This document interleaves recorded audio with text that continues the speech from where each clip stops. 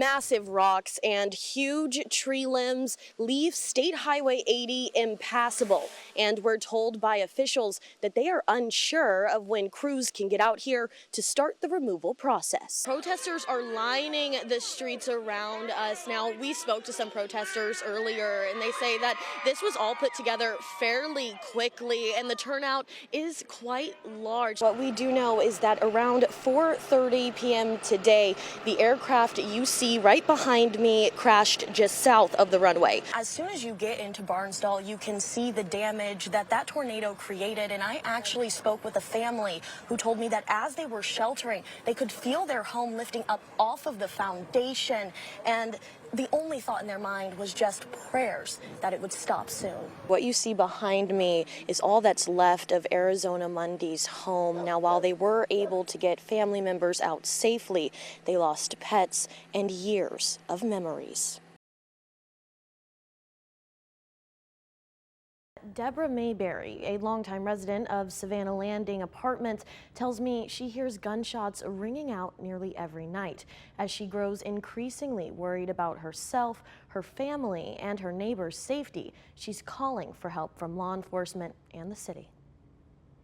It started like 2, 3 in the morning, just shooting, shooting. Deborah Mayberry has lived at the Savannah Landing Apartments for the past 7 years, but she tells us with every passing night, she becomes more and more worried about her safety and the safety of those around her.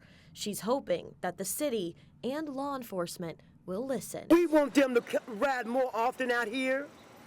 We want them to get out and talk to us and see what's going on. We want them to be aware what we are going through, that we need help, because we're not getting it from the management. We can't live in our own home without afraid of bullets coming through your window.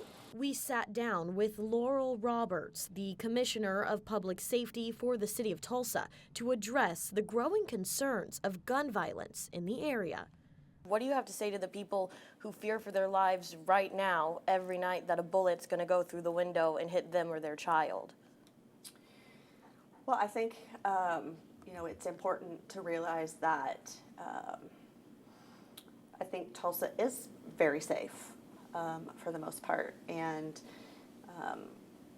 we know that there are some firearms out there, and we are addressing those, and we are addressing those issues. Roberts tells us the Tulsa Police Department faces its own setbacks, and they are relying on data to help them deploy resources where they are needed. Being very data-driven and very specific about our resources. We are operating understaffed at the police department, and so being most effective and efficient with the limited resources that we have so that we can provide the safety to every citizen in every neighborhood in the city. TPD tells us that in the last couple of weeks, they have launched a new operation addressing the violence increase. We're going to start using data to start attacking this problem. So once we know how people feel about something, and we know kind of where it's happening by talking to people, we kind of look at reports of these situations, we can then use data to say when is the best time to put people out there. As we wait to see the outcome of TPD's newly implemented plan, Deborah Mayberry and other Savannah Landing residents are left hoping for one thing. We just praying to God that we don't get killed, our kids get killed. It's so sad.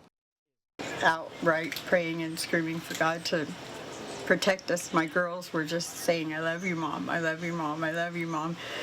And I was just holding them tight. Insulation and debris litter the Dyer family home after a tornado ripped through the town of Barnsdall, destroying much of the house that the 8 of them were taking shelter in. We couldn't catch our breath, and as we sat there, it felt like an elevator, when you're in an elevator and it starts to lift. The suction was so much that all this glass and debris was coming under the door, hitting our feet. Bo Dyer shared that he barely made it to safety before the tornado hit, recounting how he ran inside and took cover in the kitchen by lying on the ground. I was scared. I've never been that scared in my life. I'm a veteran, served 8 years in the military. I've never been so scared in my life until last night. Just a few miles up the street, at the Lighthouse Family Worship Center, survivors gather for food, water, and shelter as they are reminded of the storm's destruction. I've never been scared until last night. And when the windows started crashing in, you could feel the house move.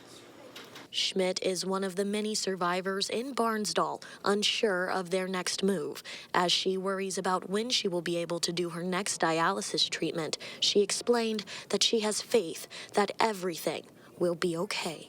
I do dialysis at night at home, and that takes electricity.